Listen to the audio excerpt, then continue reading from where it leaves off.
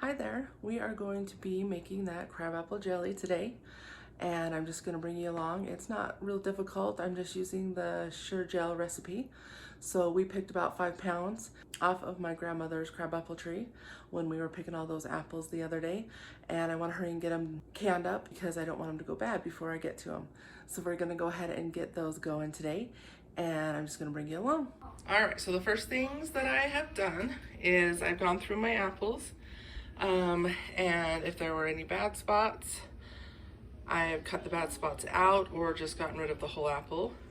And then I rinsed them, put them in a pot with 5 cups of water, and then we're going to go ahead and bring them up to a boil.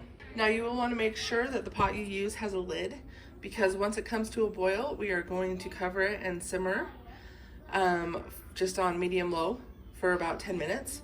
And then we'll crush it, like just with like a potato masher. We'll crush all the fruit up and simmer it for 5 more minutes just to make sure we get all the flavor out.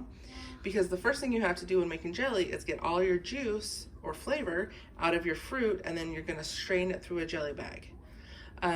So then you get that nice, clear, flavorful jelly without any of the pulp.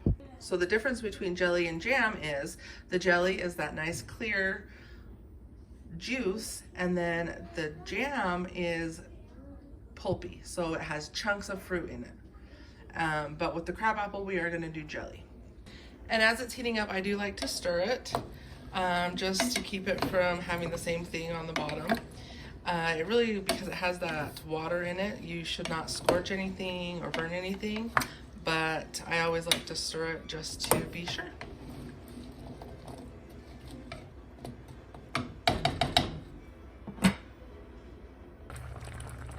Okay, now that we're boiling, we're going to cover it, and then we will set our timer for 10 minutes, and then we'll come back and crush them and do them for 5 more minutes.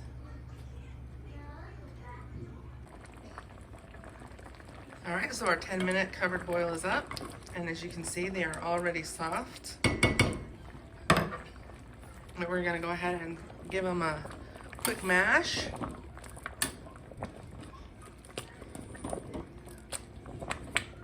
Make sure and get all of those apples a little bit crushed so that they can fully release their juice.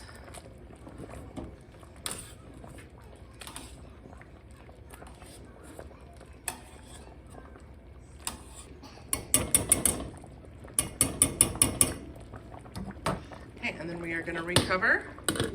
And then we are going to go for another 5 minutes.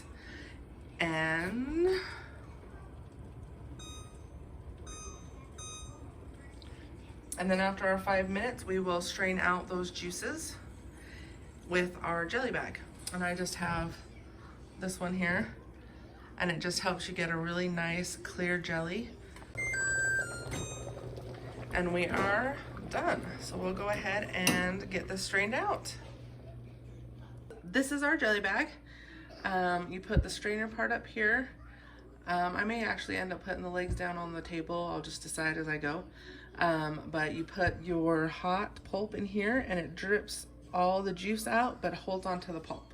It makes a really clear and nice jelly with no cloudiness, as long as you don't wring the bag. If you wring the bag, you'll get some cloudiness.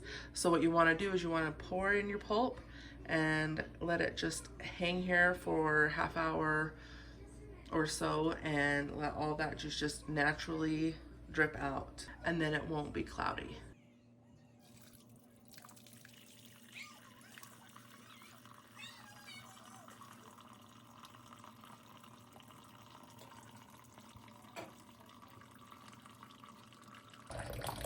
And I'm not sure if you can tell on the video, but the thing I love about crabapple jelly is it's pink. I just think it's so pretty.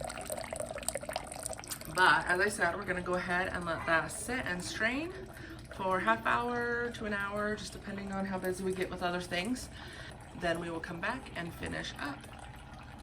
All right, now that we have got it all strained out of the jelly bag, we are going to put our 7 cups of juice into our pot. Okay, so we've got our juice in the bowl.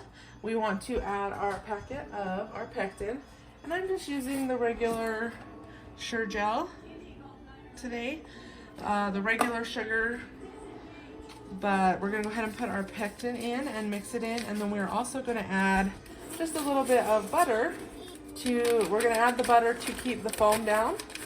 The foam doesn't really bother me, so I don't skim it off. I put the butter in just to keep the foam down, but I don't worry about skimming the foam off when I'm done.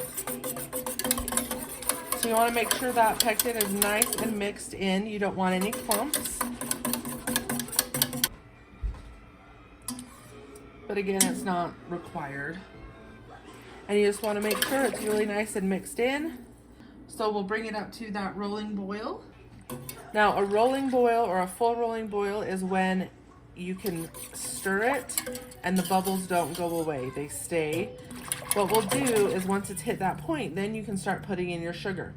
You want to measure your sugar out in a bowl, a different container. You want to measure your sugar out in a different container so it's all ready to go, because you want to put it in and stir consistently, because this is going to activate your pectin. So if you have to measure each cup as you go, also may clump.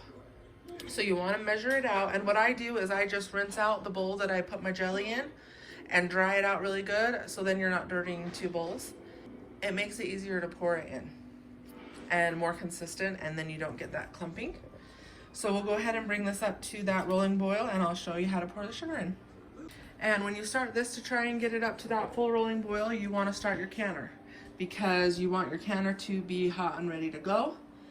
And you are going to be water bathing these, so you do need water that's going to be able to cover your jars. I have actually put water in my jars to keep them from tipping over, but I'm actually going to let the water keep the jars warm, and then I'll pull them out and fill them up when the time comes.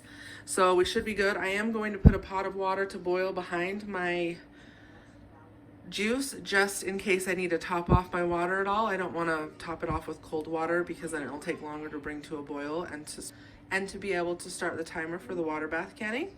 Okay, so right here, you see how when I stir it, it continues to boil. And since it continues to boil, that is the rolling boil that we're looking for. Now we're gonna go ahead and put our sugar in. So have everything ready. My jars have been in my canner. I just barely pulled them out. But you're gonna gel up really quick. So you wanna have everything ready to ladle it in.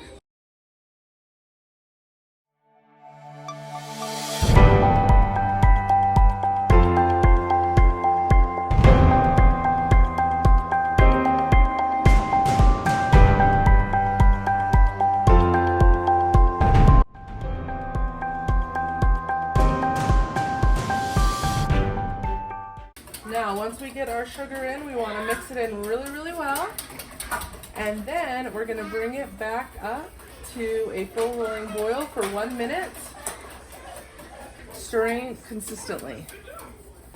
Now, once you get it back rolling boil, we'll time it for 1 minute, a 1/4 inch headspace, and then we will ladle it into our jars and put it into our hot canner.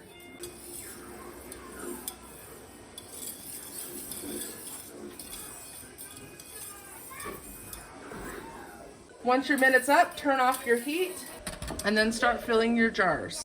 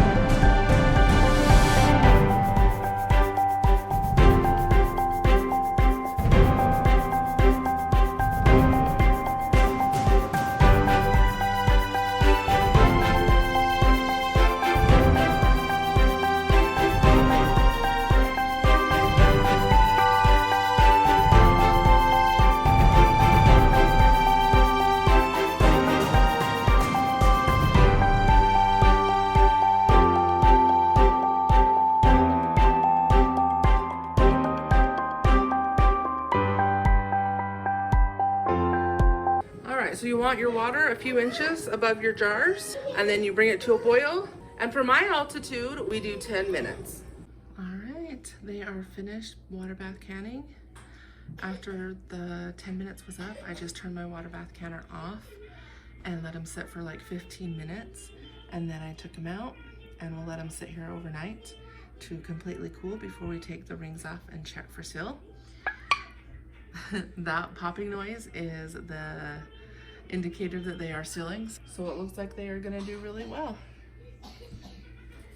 If you enjoyed this video, please subscribe and like and share, and we will see you next time.